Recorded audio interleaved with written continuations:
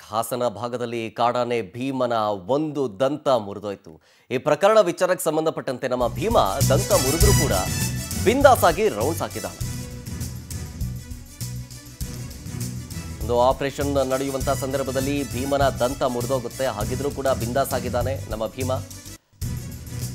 ಗಜಗಬೋರನ ಹಳ್ಳಿಯ ಜಮೀನಲ್ಲಿ ಆನೆ ಹೋಗಿರುವಂತ ವಿಚಾರ ಗೊತ್ತಾಗಿದೆ. ಹರೀಶ್ ಅನ್ನವರ ಜೋಳದ ಹೊಲ ಆ ಭಾಗದಲ್ಲಿ ಭೀಮ ಕಂಡಿದ್ದಾನೆ. ಭೀಮನನ್ನ ನೋಡಿ ಗ್ರಾಮಸ್ಥರು ಮರುಕ ವ್ಯಕ್ತಪಡಿಸ್ತಾ ಇದ್ದಾರೆ.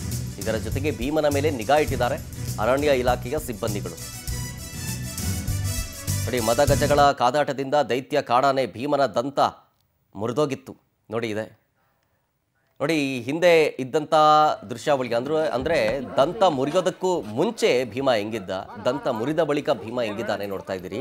ಮಧ್ಯದಲ್ಲಿ ಭೀಮನ ದಂತ ಮುರಿದೋಗಿರೋದನ್ನು ಕೂಡ ಗಮನಿಸ್ತಾ ಇದ್ದೀರಿ. ಒಂದು ದಂತ ಮುರಿದೋಗಿದೆ, ಎಡಭಾಗದ ದಂತ ನೋಡಿ, ಅದು ಕರೆಕ್ಟಾಗಿ ಕಾಣಿಸ್ತಾ ಇದೆ. ಮುಂಚೆ ಇದ್ದಂತಹ ದಂತ ಈಗಿಲ್ಲ. ಭೀಮನ ಎಡಭಾಗದ ದಂತ ಕಂಪ್ಲೀಟ್ ಮುರಿದೋಗಿದೆ.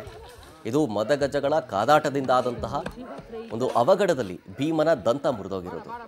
ಹಂಗಿದ್ರು ಅಲ್ಲಿ ಏನೋ ಜೋಳದ ಒಂದು ಹೊಲದ ಭಾಗದಲ್ಲಿ ಭೀಮ ಓಡಾಡಿರೋದನ್ನು ನೋಡಿದಂತಹ ಗ್ರಾಮಸ್ಥರು ಮರುಕವನ್ನು ವ್ಯಕ್ತಪಡಿಸ್ತಾ ಇದ್ದಾರೆ.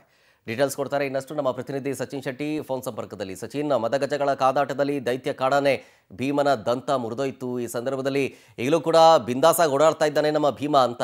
ಹಂಗಿದ್ರೂ ಕೂಡ ಭೀಮನ ಮೇಲೆ ನಿಗಾ ಇಟ್ಟಿದ್ದಾರೆ ಅರಣ್ಯ ಇಲಾಖೆ ಅಧಿಕಾರಿಗಳು. ಆರೋಗ್ಯದಲ್ಲಿ ಏನಾದರೂ ಎಲ್ಲವೂ ಓಕೆನಾ ಆರೋಗ್ಯದಲ್ಲಿ ಭೀಮನಿಗೆ?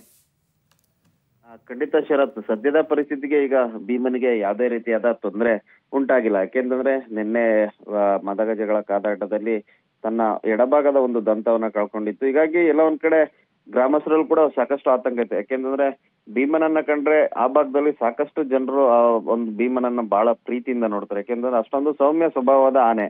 ಹೀಗಾಗಿ ಎಲ್ಲೂ ಕೂಡ ಯಾರಿಗೂ ಕೂಡ ಅದರ ಹಾನಿ ಉಂಟು ಮಾಡಿಲ್ಲ. ಆದ್ರೆ ಮಸ್ತಿನಲ್ಲಿರೋದ್ರಿಂದ ಒಂದಷ್ಟು ಚೇಷ್ಟೆಗಳು ಮಾಡ್ತಾ ಇದೆ. ಹೀಗಾಗಿ ನಿನ್ನೆ ಒಂದು ಭೀಮಾ ಮತ್ತೆ ಕ್ಯಾಪ್ಟನ್ ನಡುವೆ ಕಾಳಗದಲ್ಲಿ ತನ್ನ ಎಡಭಾಗದ ದಂತವನ್ನ ಕಳ್ಕೊಳ್ಳುತ್ತೆ. ಅದಾದ ಬಳಿಕನೂ ಕೂಡ ಎಲ್ಲ ಒಂದ್ ಕಡೆ ಸಾಕಷ್ಟು ಆತಂಕ ಇತ್ತು, ಎಲ್ಲಿ ಏನಾಗ್ಬಿಡುತ್ತೋ ಅಂತ. ಆದ್ರೆ ಸದ್ಯ ಭೀಮನಿಗೆ ಬೇರೆ ಯಾವುದೇ ರೀತಿಯಾದ ಸಮಸ್ಯೆ ಕಾಣಿಸ್ತಾ ಇಲ್ಲ. ಹೀಗಾಗಿ ಅರಣ್ಯ ಇಲಾಖೆಯವರು ಕೂಡ ಅದ್ರ ಮೇಲೆ ನಿಗಾ ಇಟ್ಟಿರ್ತಕ್ಕಂಥದ್ದು. ಒಂದು ದಂತ ಕಟ್ಟಾದ ಭಾಗದಲ್ಲಿ ಏನಾದ್ರೂ ರಕ್ತಸ್ರಾವ ಆದ್ರೆ ಮಾತ್ರ ಸಮಸ್ಯೆ ಆಗುತ್ತೆ. ಇಲ್ಲಾಂದ್ರೆ ಏನು ಕಾಡಿನಲ್ಲಿ ಈ ರೀತಿ ಪ್ರಕ್ರಿಯೆಗಳು ಸಹಜವಾಗಿ ನಡೆಯುತ್ತೆ, ಆದ್ರೆ ಏನು ಸಮಸ್ಯೆ ಆಗಲ್ಲ.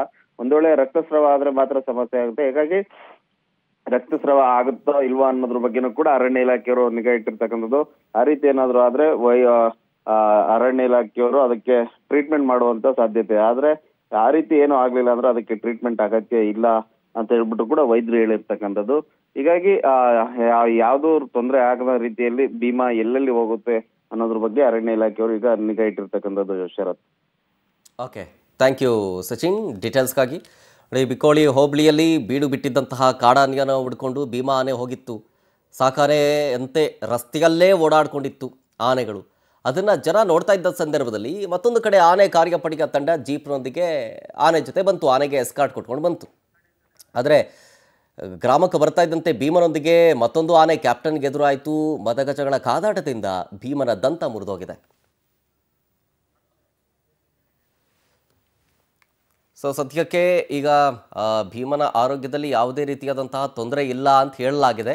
ಸೊ ಇದರ ಜೊತೆಗೆ ಅರಣ್ಯ ಇಲಾಖೆಯ ಸಿಬ್ಬಂದಿಗಳು ಭೀಮಾ ಆನೆಯ ಮೇಲೆ ನಿಗಾ ಇಟ್ಟಿದೆ. ಸೊ ಕಾದು ನೋಡಬೇಕು. ಮೋಸ್ಟ್ ಪ್ರಾಬಬ್ಲಿ ಸದ್ಯಕ್ಕಂತೂ ಏನು ಪ್ರಾಣಕ್ಕೇನು ಅಪಾಯ ಇಲ್ಲ ಭೀಮನಿಗೆ ಅನ್ನುವಂಥ ಮಾತುಗಳು ಕೇಳಿ ಬರ್ತಾ ಇದೆ.